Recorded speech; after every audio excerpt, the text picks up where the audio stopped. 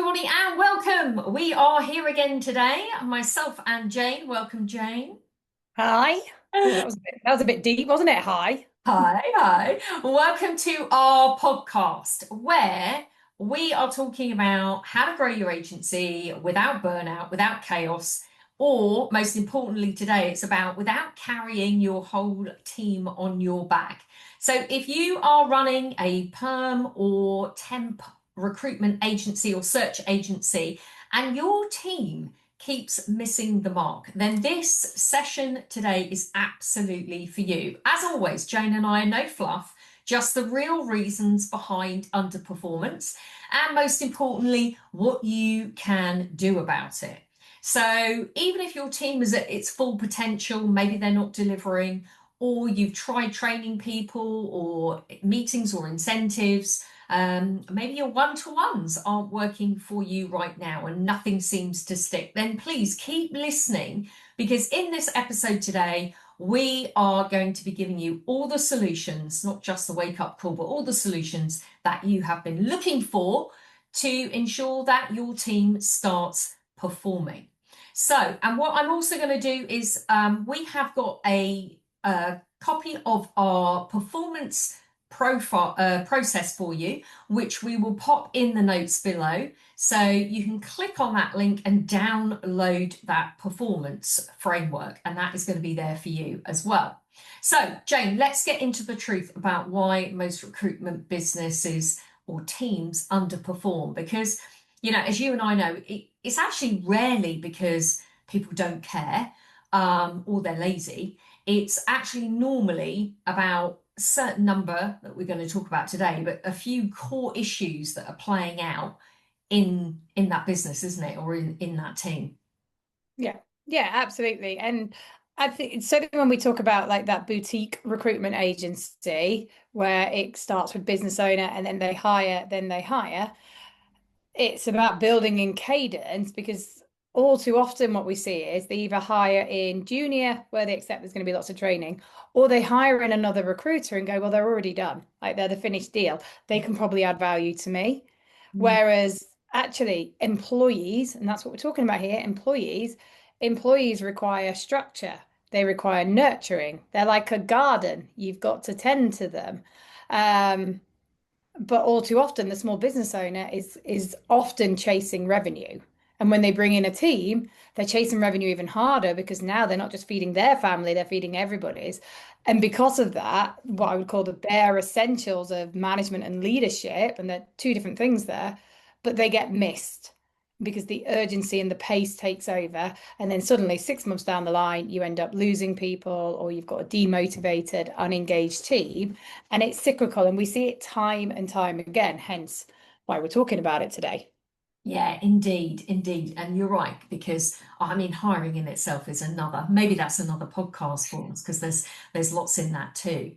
All right, so let's dive into, I'm going to call it the six key things that we see and all the issues that are happening. And the first one that I thought we could talk about here is what we call the coaching gap. And this is where managers think that they could just check in with people, and maybe they think they're doing it every day when they're having conversations with their team about the workload that they're doing or the jobs that they're working or the candidates that they're briefing. But it means that they skip those regular, focused, dedicated one-to-ones with people. And when that happens, that is a recipe for chaos because it means that people aren't necessarily getting the sort of in-depth development and progress that they need that coaching gives them. And we see this quite a lot, don't we, Jane, with clients where, and we understand why, because you might be really, really busy as a business owner, you're constantly juggling so many things. And so you think, oh, you know what, I've got that client meeting, so I can't do that one-to-one with, you know, Jeremy right now. I need to just, you know, stop that Need to meeting. focus on the billings. Right, or say, look, really sorry, we can't do that today, and you push them back. And I think so many people can be, you know, understandably conscious of doing that, can't they? Yeah. And again, I'm going to empathize with the business owner, but at the same point, I'm a huge believer if you're going to do something, do it right, or recruitment is expensive and costly. That's why we're in the business that we're in. And this is people management. So the first thing that I would do if you don't have it already is you have a regular one-to-one meeting diarized that a tornado needs to happen for you to move that. And if that's step one, and even if there's no plan or structure behind it, that you need a one-to-one meeting with a time wrap around it. Now, it might be 15 minutes for your senior staff, it might be an hour for your junior, it might be fortnightly for your senior, and it might be weekly for your junior. But we have to set the cadence. I would say with anybody with less than 3 years recruitment experience, personally, I would want to be meeting them weekly. Over that, probably fortnightly, 5 years plus, maybe monthly reviews if they're autonomous, dependent on performance, but create that cadence straight away. If you skip it, and I remember, I'm straight in with a story, but many years ago, before I came to work at Aspire with you, Katie, I don't know if I ever told you because I probably kept it off my CV, but I went to work for a care recruitment company in London. And on day, well, I mean, it wasn't a great experience, full stop. But on day three, I was due to have a 30-minute catch up with my line manager. And my line manager, I mean, it was a while ago, but left me a post-it note on my desk saying, really sorry, been called out to an urgent client meeting. We'll have to reschedule with you. And at that moment in time, I hadn't particularly enjoyed my first 2 days there, I will be very honest, but I went out at lunch and I never came back. Mm, Because the message to me was very, very clear. Our clients are more important than you. Our mm, candidates are more important than you. Everybody was more important. I thought, God, if you're going to do that on day three, I've got no chance of getting to where I want to get in this company. Like I'm out. Thank you very much. I left them a post-it. Um, mm. And that so goes without saying, doesn't it? Treat your team like your customers. And, I'm not saying that flippantly. It's actually a very, very important mm, value and belief, a mindset shift that you need as the business owner because your team are, they are your front door to your clients. They are your business. And so it is very, very important that they are being left to felt, to feel important and as important as you say as those clients because every time you push back their one-to-one, what message are you giving them? It's like, well, you're a low priority for me, and I just need you to sit there and get on. But actually, people can't do that. So you're right, it's a very, very important message that's being sent to people from that. yeah, So it's important that you implement one-to-ones because they need to be focused not just on the actions that people are taking, but how people are feeling and not just reviewing when they've done a deal, but actually unlocking that person and that individual that is sitting behind your desk and working for you and building relationships with them because the more they're bought in, the harder they'll work. yeah. Yeah, it's and also this gives them a time as well. I mean, hands up if you've ever been plagued by questions by the newbie of your team and they're like, Katie, have you got? Whereas if you have a scheduled time weekly, or again with your new starters, this is probably going to be daily, where you can go, do you know what? That can wait. Write that down and bring that to our one-to-one that doesn't need addressing right now. So you start to, as a line manager, you start to build a buffer around yourself, and then you teach the behavior that you want them to adopt. Some things are urgent and need to interrupt me. Other things are not urgent. Your holiday request. I know you want to book that flight to Jamaica right now, but that actually can probably go through a process and we can discuss it in your one-to-one. You can tell me all about where you're going. It can wait till Friday. Yeah. Um, so yeah, category. And also these one-to-ones, they're a forum for safe feedback, they're for guidance, they're for motivation. They're allowing you to have time one-on-one Mm, with your consultant. And that unless that time is completely like, hi, how are you? What would you like to talk about? That's a bit shit. But to put in a structure on a one-to-one is what do you need to talk about? So, what do you need from them? And what do they need from you? And mm, how is meeting weekly going to help you get there? And then just setting key accountabilities Mm. that you then track the week after. Yeah, which is probably brings us on very nicely then to what we call, the chaos meetings versus the structured meetings, really, which is if you are going to have that meeting, which you need to have, by the way, with your team, is to make sure that that meeting is structured, that it has an agenda, and that you follow that. Like you were saying, set that cadence. So, you know, when is it?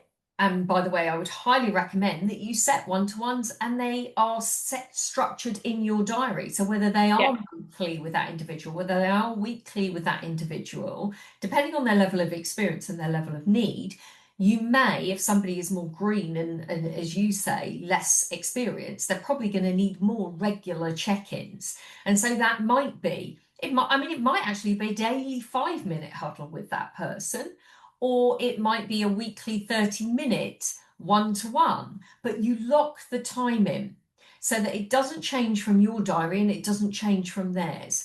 And again, that's cementing the purpose of those meetings and the intention and the importance of those meetings. And it means it's easier for you because then you know that you're not going to put another client meeting or anything else in and Yeah. around it. So have that structured time and make sure that you have clarity on what that meeting's agenda is and what's the information that the consultant needs to bring, what's the information you're going to bring. So what's your responsibility and what's their responsibility? Yeah. And what is going to be discussed in that meeting, because you want it tight, you want it focused, you want it consistent, because you don't want these things to overrun either. That can be another, thorn in people's side if they feel like it's a 30-minute meeting, but then they're sitting there for an hour discussing something with no outcome. Yeah. It's really, really important that you put structure to those meetings, and everyone has clarity on what you're covering those meetings so that they can come prepared, ready, and you can really get the most out of that time together. Yeah, categorically. And that is, and if anybody's listening thinking, oh God, so it sounded quite fun at the start, now it sounds like hard work. I would argue this is an hour away from your desk. I mean, you can go lazy and use AI, get them to create a format for you and then add in the human touch. Things that I would include are your current up-to-date ratios and your numbers. And I know we'll talk about that in a little bit. Key problems they've had that week, key successes that they want you to know about. Because for me, getting your consultants to do most of the prep, it also saves you time. I don't, as a manager, I don't really want to go and check the system because I know if I do check the system, I'm going to find loads of things wrong and it's going to traumatize me. So getting them to do it is far more effective because it drives usage of your CRM and also gets them comfortable with understanding their performance. Mm, And I suppose the cadence then for me is once you've done your weekly one-to-ones, I would also be looking at progressing to a monthly review and then a quarterly review. And then you're always working, as we do in Rocket, to a 90-day plan with your consultants, but you're constantly tracking back. So what are your 3 things you're achieving this quarter? How are we performing? Let's look at that on a weekly basis. Like this stuff drives results. It really drives results far mm, more than a let's have a call on the way in. Let's have a quick pint after work. This is just boringly consistent key habits of high performing businesses. They give their employees the time, and therefore we nip any problems. We don't wait until they're underperforming to go. You got 5 minutes. Can we have half an hour in a room? Because the performance is already there. Well, let's talk about that, Jane, because that's a really important point, that kind of feedback black hole, when feedback only happens when things go wrong, or worse than that, they don't happen at all. And then people don't understand where they stand. They don't know where they stand with somebody. And then all of a sudden they're called into a meeting, or they do actually have a one-to-one. Like somebody might wait, let's say, your first 3 months of your probation, and then all of a sudden they go into this quarterly review and they get told, well, this is wrong, this is wrong, this is wrong, this is wrong. And they had no idea. They get bollocked, is the word you're looking for, Katie? Yeah, yeah. Professionally speaking. Because Yeah. that course correction hasn't happened. And most importantly, it hasn't happened at the time that that person actually enacted in that way. So the action has occurred. It's a bit like trying to train a dog, and the dog does something, but you're not going to bother telling the dog until way afterwards, and then you tell it off, and the poor thing doesn't understand what it's done because it Yeah. wasn't timely. It has to be done. Feedback loops have to happen when the actual event happens. Yeah. You need Categorically. to reinforce what's working or not working. Sorry, interrupting you. No, Yeah. no, no. I was gonna say, and if it's habitual, because again, in the recruitment businesses that I've gone into, I've noticed the fear when the owner or the manager says, "Can I have 5 minutes?" Katie, you know I've got deep-rooted anxiety. If you ask me for a meeting, you have to clarify why you're meeting me. Because my first 4 years in recruitment, when somebody said, "Can I have 5 minutes?" it meant you'd probably done something wrong and you were about to go and get yelled at in a room, like early 2000 recruitment. It Yeah. left its scars. But within this area, if it's like, so when you bring on a new starter, I'd say, look, as a process in the business, we give feedback as and when we hear it. So if we hear you doing something right, we're going to tell you. If we hear you doing something where we think it can be improved, we're going to tell you. Are you receptive to that? Awesome. Good, because we'll do a lot of that on desk. But there'll be some stuff we discuss privately, and that'll be in your weekly one-to-one. And so there'll be a couple of things that I might hold back on that I think we need to do deeper coaching in. So I'll make a note of them in our one-to-one book. And then, but everything else will be done on desk. Mm. But it's we praise publicly and then we critique privately is always my general rule. Yeah. Um, Very and important. that can be done. And if you've got a space booked out, you don't have to do that. Can I Yeah. just have just 5 minutes? Yeah. And I appreciate its time, it with the timely feedback, and I've heard this quite a lot from people. It's like, oh, but Katie, I wasn't there, or I didn't hear it, or I heard it secondhand, and if that is the case, then again it goes back to that coaching stance of, hey, Katie, you did that call today with so and so and so, so let's role play. Tell me how did that go for you? What went well? What didn't go well? What would you do differently if you did it again? What did you learn from that? And this sort of coaching feedback that needs to happen if you weren't there at the time, it literally can take a minute. We think it's going to take a long time, but it can take a minute. But ultimately, it's going to really help and support that individual. It's going to train them, but it's also going to give them that feedback timely, which means they're going to then go away, make the change, and get a better result for you. So, Yeah, yeah, it's super important, guys. It really, really is. Okay, yeah, let's talk about the data void because you hit it earlier, didn't you? With, like what you can. Data doesn't lie, and data cuts through the emotion. And also, you can't hit what you can't see. So, if your team, or if I'm in somebody's team and I don't have visibility of my performance, how can I own that performance? yeah. How can you drive that accountability? Right. Uh, Now, again, anecdotal.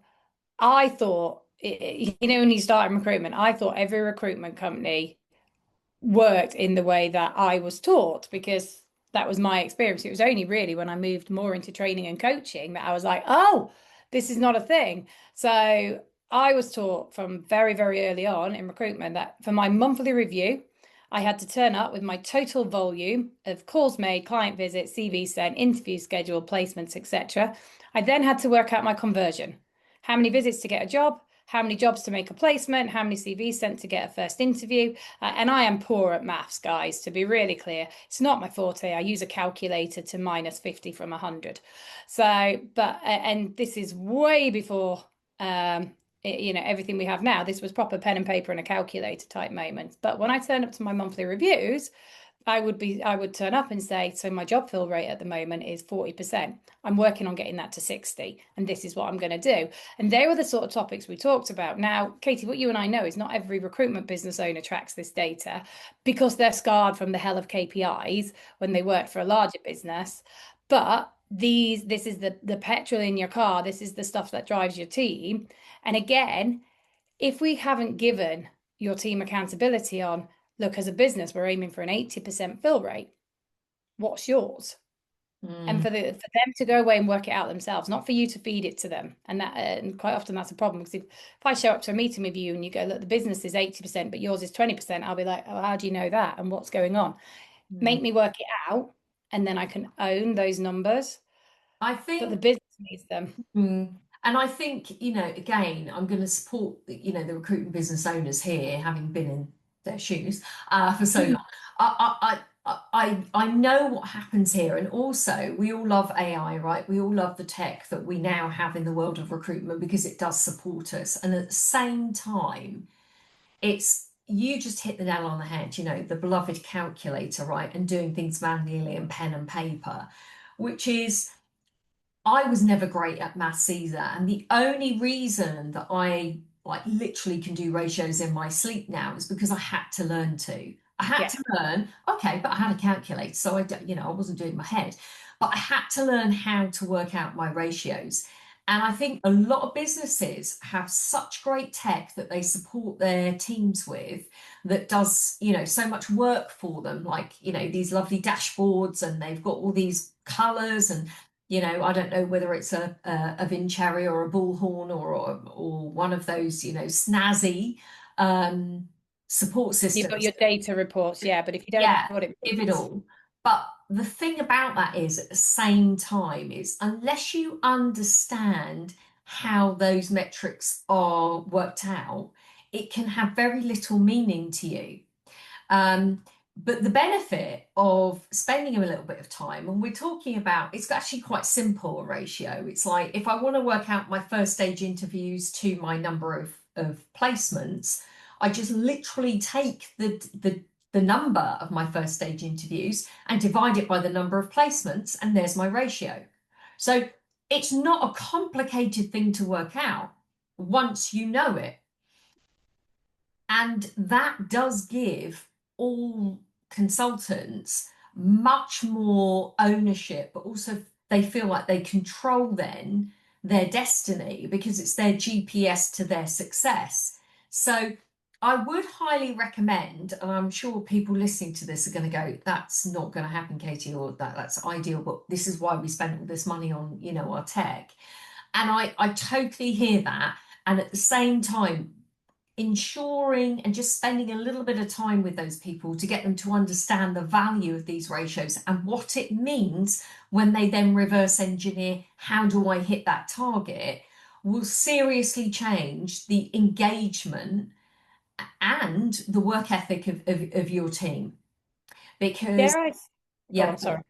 I was no, just going to say, dare I say as well that there's a quicker route now as well. So teach them once, but also, if I was doing this again, I'd have a video that says, right, you're going to have your first monthly review, and it'd be me going, you will have had a meeting with us and we'll have verbally taken you through, but this video is for you to keep forevermore.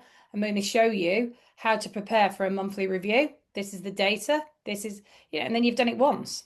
So for yeah, any new starters, it's just, and then you can automate the email to your team. We spend so long talking about automating stuff for clients and candidates. Let's automate something internally. It's your monthly review. This is the data you're expected to prep. If you can't remember how to prep it, here's the video, yeah. and then off they go. And the difference on this is, I know that my teams would be shouting at me if they couldn't get access to their numbers. They'd be like, Katie, the data's not working. I need to know what my ratios are Yeah. because they owned it and they owned it because they got bought in because they understood what those figures meant. So that's enough on data. Okay, let's talk about when morale drops. And, this can be sometimes we can miss the sides on this when, let's say, somebody was going really, really well, and then all of a sudden that motivation starts dropping and it's not seen. And then because that person isn't in alignment, all of a sudden their performance dips. Mm-hmm. Which is also really that to me, it's the life cycle of the recruiter. You come in, it's the consciously unconscious model, isn't it? That you come in and you unconsciously incompetent. You've got absolutely no idea that you're not very good at recruitment. You might get some quick wins because you literally do what people tell you to do. And the people that are telling you what to do are normally quite good at recruitment. So you come in, you're euphoric, it's a new job, you're excited, like you don't need a huge amount of motivation, you just need a lot of direction. But then, and let's face it, our industry has repeated challenges. Something happens. The candidate you place doesn't turn up on day one. The client rings you to tell you they're not happy with the shortlist. Like, we live in a world of human behavior. So something happens and then you start to drop. Mm. You also get free will. So whereas you may have used a script you were given at the start, you then start to do things your own way. And Mm. then you don't get the results because you're no longer using the language of experts. You're using what you're putting together, and performance normally dips. And I would argue, obviously, I spend a lot of time training recruiters in our academy. And I'd say for most recruiters, you see this between the 4 and 7 months. So they have a few wins. The boss is like, oh my God, they're brilliant. And Mm. then 6 months in, they're like, I don't know what's happened. They've fallen off a cliff. And it's just a pattern. But you've got the recruiter who was like the best thing since sliced bread at the start, who's now Yeah. struggling, Yeah. and they're unconsciously competent. They know they're not very good, but they don't know why, because in their head they're not doing anything differently. And I'd argue that's where, certainly for the small business owner, that fear kicks in. You've got salaries to pay. You're committed. You're probably paying bonus now on this person that's not delivering because you're paying bonus from the placements they made when they came in. And that's causing you a degree of anxiety. And then we look to attitude, and something that I see a lot when I go in house with recruitment companies, and no judgment, I've categorically done everything that I ever shine a light on, but they'll notice the underperformer leave bang on time. They'll go, look, there they go. They've gone frigging underperforming upstairs in 5:30. And my pushback is they've underperformed all day. They've failed all day. Who wants to stay an extra half an hour and Mm. fail a little bit longer? Like, I get why they're leaving. Mm. And I get why you're saying if we could just see they were staying another hour, then we'd know they really want it. But they've Yeah. just done 8 hours of failing. And I don't know if you remember what 8 hours of failing feels like, but it's not a barrel of laughs. So for me, they're the signs that I start to look for when the morale starts to drop, because normally that comes hand in hand with some form of billings. Yeah. Uh, and one poor performing recruiter or one recruiter with low motivation will impact the entire team. Yeah. So it's really important that you get hold of that. And that goes back to those one-to-ones, but also checking in with people, and making sure that you're supporting them around those and not assuming that they just know everything and then off they go, because that happens too often, which moves us on to skill shortage. So if your team, you know, they get all your help, they're doing really, really well, and then all of a sudden, there's no consistent perform structural training, and so they're left to their own devices but expected to develop themselves, just with the on the job. So whether it's objection handling, whether it's better for qualification, whether it's lead generation, or there needs to be consistent skill building in your teams to enable that consistent growth. And we see this all the time, is they will get so much by osmosis, and watching and learning, but also ensuring that there is that, mini sessions of development in those people, particularly where they have skills that are identified in those individuals. And getting them to do it as well, because underperformance is a training issue. Typically, you've got Yeah. attitude and aptitude. As you know, I spend a lot of time in a gym where we teach Olympic. Well, my coaches teach Olympic weightlifting, and what my gym reminds me of with recruitment all the time is, as people in the class, we can all watch the guy at the front, the coach, Mm. do like a perfectly executed Olympic weightlifting move, and they can break it down and talk it through us. And then when you turn around and watch the rest of the class mimic it, what you see on one side, you see the coach doing, that's beautiful. You listen to what you say, you go, yeah, that's great. And then you turn around and go, you guys have a go. And suddenly you can see some of the ugliest lifting you've ever seen known to man because there's years of experience versus little to non-experience or bad habits. So when we put that into the recruitment world, there is a lot of, and we've talked about this on podcasts before. Like I agree with you with the osmosis that you take in words, but at the same point, you've also got to see how much they've taken on. And this is where I go back to your classic role play. How would you handle that? Let me hear how you do that. Right, let's run it through again. That's interesting that you'd use that language. What stopped you from using the language that we discussed before? And to actually see rather than um, some of the worst training in the world. Guys, we're going to get together. We're going to learn how to do objection handling today. Okay, so I'm going to show you how I would do it. This is how it goes. Cool. Here's a booklet with your objection handling. Off you go. Practice that, and I'll hear you on the calls. And then you rock up next to their desk and go, "Well, why are you doing it like that?" So we've got to train. Got to train for underperformance. And this as well. Sorry, soapbox. Um, is where I also see. This is one of my ick factors when owners hire skilled recruiters, so they bring in talent, they buy in talent, and then they don't train them. They go, I don't need to train them because they've had 10 years. And I'm like, how do you know if they're any good? Like you've interviewed them. Like, Mm, we think mm, they're good, but and also how are they trained in our processes? How do they know how we take a job at our business? And this is real classic of the small business recruiter is let's bring somebody in that's got loads of skills. They've said they've done loads of billing, bring them into our business, plonk them at a desk and hope they do really well for us. Hey, what's in that for the employee? I could have gone and done that myself. mm, So train, develop, and really look for when that morale starts to dip. And again, not to be boring and repetitive, but if you're meeting them every week, can literally just do this. Katie, to be honest, you're normally a ray of sunshine in the office.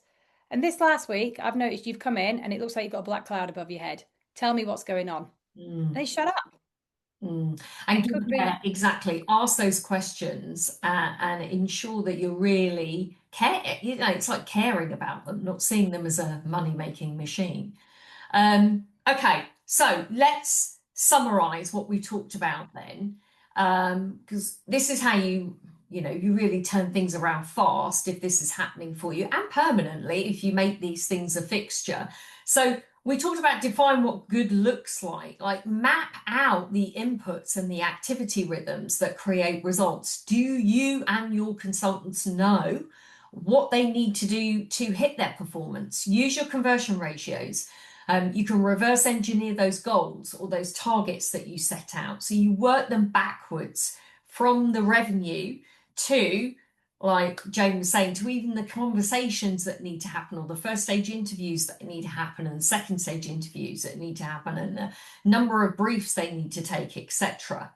Make sure that you use either a weekly like lock-in rhythm, a one-to-one on a weekly basis or a monthly basis, or maybe you have a daily check-in, a daily focus, whatever it is, whether it's daily, weekly, or monthly. Make sure that everyone stays on track and nobody floats, nobody is left to their own devices for too long. And you need to base that on, the skills and the needs of the individuals. The third thing we talked about today was that coaching on belief, not just behavior. Now, we did touch on it, probably not as much actually in the coaching aspect, but here we talked about the need for coaching and not just telling. And in fact, you gave a great example then, Jane, when you were talking about how to train. You've got to actually work them through it. They have to kinesthetically experience something and put it into play. It's not enough to just tell somebody. So, you need to look at if you're making time to actually coach these individuals, ask them questions, get to know them, like you said.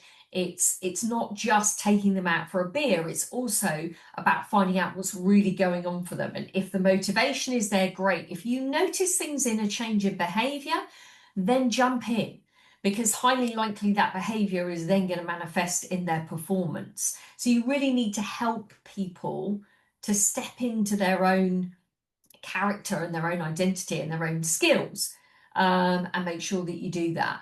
And also making sure that your team is set up to win yeah. straight off. And you've talked about, we talked about data, making sure that people own it, making sure there's structure to what they do, and making sure that there's that consistent training of those individuals as well. So anything I've missed, Jane, on that roundup? No, no. I think the key thing that I'd add on that, if that starts to feel a bit like a, Ooh. what I want you to remember, this is a long-term investment. Like these are the people that could scale your business. These are the people that you can leave your business in the hands of while you go and do something more fun, if that's what floats your boat type scenario. So, and everything we've talked about today is mappable, hugely mappable. So when you take on that next hire, build it as you go. Um, Yeah, and definitely. You're absolutely right. And I think here's some other things about that. You're right, is the thing about underperformance is you can't fix it with pressure. You have to fix it with structure, clarity, belief, and the right leadership. And so you want to be building a business that you've really helps your team to yeah, be successful and to win. You certainly don't, you don't want one that drains you. And so what we're saying here is by putting these simple things in place, it means that you're going to build better systems in your business and processes so that you can do what you love and your team do what they love. And ultimately, you can have a business which is delivered, the revenue is delivered by your team. That's the difference. I see so many the business Holy owners Grail. want that. Yeah, and they haven't got it. And they haven't got it because their team's not performing right now. And so they think, either micromanage or fire them. And actually, it's just about leading differently.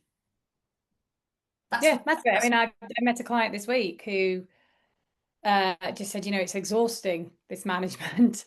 I Mm, went, it'd just be easier if I did it myself. And I was like, look, I hear you. We've all managed teams, like, but if you do it yourself, how does that help you achieve your end goal? mm, And very quietly, but I think if you're a business owner and your team isn't doing what you want them to do, and this is one of my favorite sayings, so not meant to offend anybody, but it's probably your fault as the business owner. So because you can change your own behavior, so hold that mirror up to yourself. Where am I letting my team down? Where have I hired and just hoped? What's the process I have for managing? What's the process I have for leading? mm, How do I criticize? How do I praise? mm. And then, and these are what I'd call, these are your basics. Like there's so much more cool stuff that is for a whole other podcast that you can do to start developing and building your future leaders. But a highly motivated, for me, unskilled team that just need training and development can make you a ridiculous amount of money in recruitment if you get these basic core levels right and get the people working. And Sure. it just requires you as the business owner. She says, speaking to the business owner, you've got to take time out of your business to work on your business. If you're Yes. just sat billing at your desk and waiting for your team to follow suit because they can watch and hear you do it, I'd say you're probably going to be waiting for a very long time. So Yeah. make a date with yourself and book out a time to go and build in. How often do I want to meet my team? Let's get together an appraisal system. Let's record a quick video on how you do a monthly review so the team know forevermore.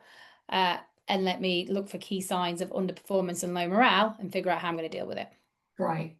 And of course, if you want help implementing those rhythms, if you want to know about those review structures that we talked about today, this is exactly what we do in the Rocket program. So I'm going to drop the link below, which is going to have our monthly review in there for you for a one-to-one. If you want to grab that, that is yours to grab. So just click on the link. And if you want to talk to us in more detail about what that could look like in your business, then of course, reach out to us as well. Drop us a note. We would love to have an open chat with you. So, Jane, until next time. Thank you so much for your time today and your input in today's session. And guys, we will see you again on the next episode of our podcast. So take care See you and have a soon. good day.